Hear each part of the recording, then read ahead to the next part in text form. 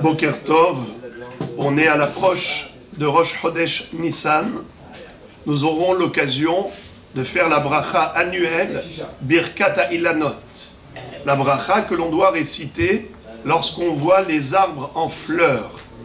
Étant donné que pendant toute la période d'hiver, la nature était dans un état d'inertie, c'est-à-dire que la terre était dépouillée de toute sa verdure. Il y a eu la chute des feuilles des arbres, il n'y avait plus de fleurs, il n'y avait plus rien. Et voilà que maintenant, au printemps, toute la nature se réveille, se renouvelle. On se doit de remercier Akadosh Baruch Hu pour ces merveilles de la création. Alors, quelle bracha doit-on réciter?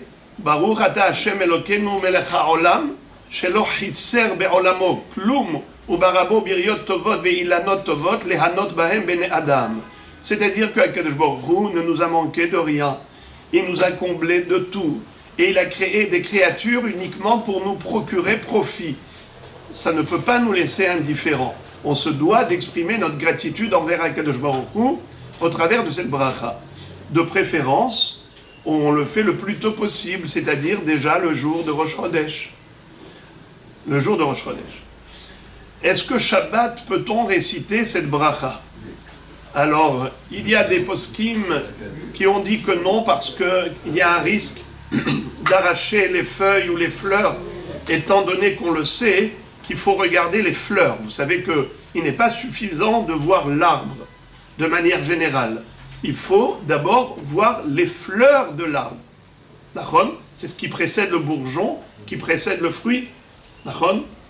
Donc, il peut y avoir peut-être des gens qui seraient tentés d'arracher. Eh bien, ça c'est ce qu'a écrit le Kaf HaHaim, pour dire que il ne faut pas faire la bracha de Birkat HaIlanot pendant Shabbat pour cette raison.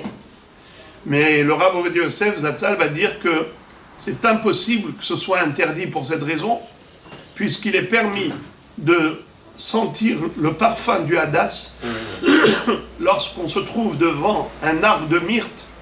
On a le droit de tenir la branche et de faire la bracha de Boré Hatse Besamim, et il n'y a pas de risque qu'il arrache. Nachon? Alors, donc il n'y a pas de... Il y a à plus forte raison Birkat HaIlanot où on n'a même pas besoin de toucher. C'est juste pour la vue, c'est pour la vision. Alors il n'est pas question d'interdire pour cette raison. Il y a le Rav Ben Zion Abba Shaul qui a voulu interdire par rapport au birour des nitzotzot à Kedoshim et des neshamot à Megulgalot Be'atzeh Asadeh. C'est-à-dire que au travers de cette bracha, on fait le tikkun des neshamot qui ont été incarnés dans des arbres, qui attendent leur tikkun au travers de cette bracha. Et donc on est mevarer, on sépare les nitzotzot à Kedusha, les étincelles de Kedusha des arbres. Et Shabbat, on sait qu'on n'a pas le droit de trier. Eh bien, le Rav Ovadia Yosef va dire que non, on ne peut pas faire entrer ça dans le cadre de la halacha. Parce que borer qui est interdit Shabbat, c'est trier physiquement, matériellement, pas quelque chose qui est spirituel, métaphysique. Donc, il dit au contraire, Shabbat, c'est encore mieux. Pourquoi? Parce que tout le tzibour est là présent. Et les gens se rassemblent à la synagogue le jour du Shabbat, plus qu'en semaine. Malheureusement, pas tout le monde va au Beth HaKnesset en semaine, mais au Hachem, tout le monde fréquente la synagogue le jour du Shabbat. De ce fait, si on veut permettre à beaucoup de monde d'accomplir cette mitzvah annuelle, alors il est bon d'organiser justement la Birkat HaIlanot pendant Shabbat. Et d'ailleurs, beaucoup de rabbanim qui étaient contemporains avaient l'habitude de faire un Birkat HaIlanot Shabbat, comme le Rav Eliashiv, le Rav Shlomo Zalman Auerbach Zatzal, le Rav Steinman. Donc, au contraire, Shabbat, c'est un bon moment où les gens sont bien habillés, sont réunis, et d'aller ensemble et de faire la Birkat HaIlanot. Il faut, de préférence, 2 arbres, comme il est écrit, Aroé, Ilané, Demelav Levé, au pluriel. Mais Bediravad, même un seul arbre suffirait. Et de préférence en dehors de la ville. Mais si on n'a pas trop de temps pour s'organiser et sortir tous ensemble en dehors de la ville, alors même à l'intérieur de la ville. Il ne faut pas que ce soit des arbres stériles, il faut que ce soit des arbres fertiles, des arbres fruitiers. même si les fruits ne sont pas là évidemment, mais il faut que ce soit un arbre en fleurs qui va donner des fruits plus tard. Bon, il y a encore pas mal de détails dans Birkat Aylanot, mais ce que je voulais dire, c'était juste par rapport à Birkat Aylanot pendant Shabbat. Mais nous, déjà ceux qui sont fidèles ici, on va faire Birkat Aylanot pendant le jour de Rosh Chodesh, donc mardi, Be'ezrat Hashem, mardi prochain. Mardi, exactement. Donc, mardi prochain, on fera Birkat Aylanot, mais pour ceux qui n'ont pas fait, donc Shabbat, on essayera d'organiser pour les personnes qui ne l'ont pas fait. Vous avez posé la question par rapport au Hérouv. C'est vrai qu'il est interdit de porter un sidour, et donc on n'a pas le droit de transporter en Chutz La'aretz où il n'y a pas de Hérouv.